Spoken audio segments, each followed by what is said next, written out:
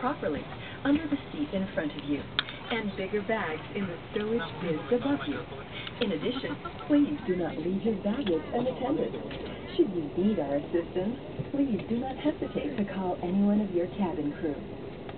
Guests seated by the exit rows are asked to review the exit row cards explaining your seating requirements. If you feel that you would be unable to carry out the instructions in an emergency evacuation, are concerned about injuries, or wish to be reseated, please notify your cabin crew at this time. May we also request that you stow all your bags in the overhead bins, as the area should be kept free from loose articles. Thank you.